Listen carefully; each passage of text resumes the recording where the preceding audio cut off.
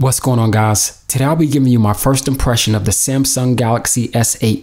Now this won't be an in-depth review as I've only had the device for about 3 days, not to mention I'm an iPhone user. Now I'm not totally abandoning the iPhone, but in the spirit of transparency, I felt the need to be a bit more diverse. But anyway, with that said, let's get to it.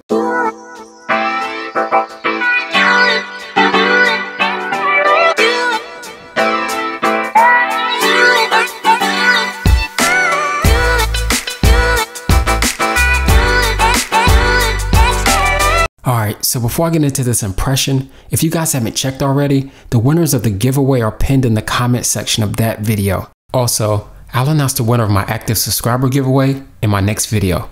Alright, so I'm going to try not to make this a Galaxy versus iPhone thing, but because the iPhone is the only phone that I've used in the past several years, I'm probably going to do it subconsciously. So the one thing that I'm pretty sure that everyone agrees on is the fact that this phone looks stunning. And I go as far as saying that this is probably the best looking phone that I've ever seen. It has a 5.8 OLED WQHD display that's incredibly bright and vivid, but I'll get back to the phone in one sec. So this is the box that the device comes in, and if you'd never seen the phone, just by looking at the box you could tell that you were getting a premium device. Inside the box you get a SIM ejection tool, your standard manuals, a fast charge adapter, an OTG, a micro USB to USB-C converter, a USB Type-C cable, a pair of AKG earbuds. Now these look pretty cool.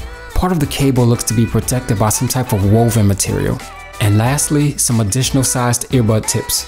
I also picked up a fast charge wireless charging stand.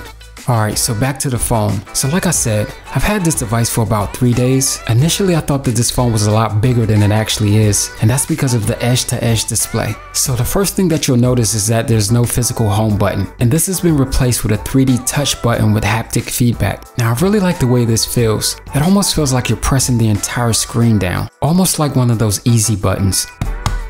That was easy. Now one of the things that a lot of people are complaining about is the fingerprint reader being on the back of the device and so close to the camera. Now I have to admit, the reader is pretty close to the camera, but I don't know if it's me or if I just hold my phone differently than most people, but I didn't have any problem with my index finger reaching the reader. It feels natural to me, and I actually have small hands. You can also unlock the phone by using the iris scanner or face recognition. Now I really didn't like the iris scanner much because you kind of had to hold the phone upward, almost like you were taking a picture. Now the face recognition on the other hand works very well. It's almost instant. However, you will have some problems using it in dimly lit areas. So like I said earlier, I really haven't dug deep into all the features that this phone has. I've really only focused on general everyday use to kind of get used to it. But a couple of things that I did do was rearrange the bottom button layout. Initially the back button was on the right side, which seemed kind of awkward. And another thing that I did was enable the finger sensor gesture. And this allows you to use the finger sensor to pull down the notification menu.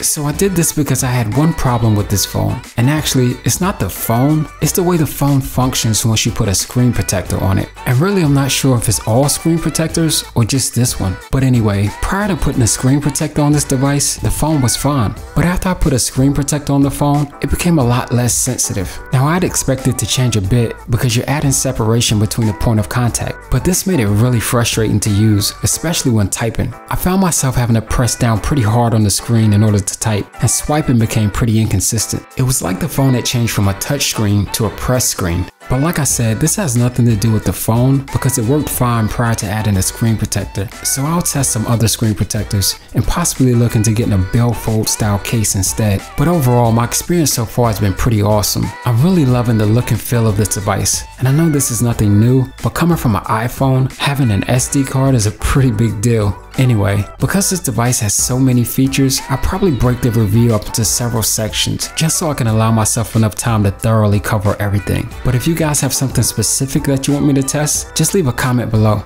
And as always, if you guys enjoy this content, be sure to like and subscribe. So until next time, peace.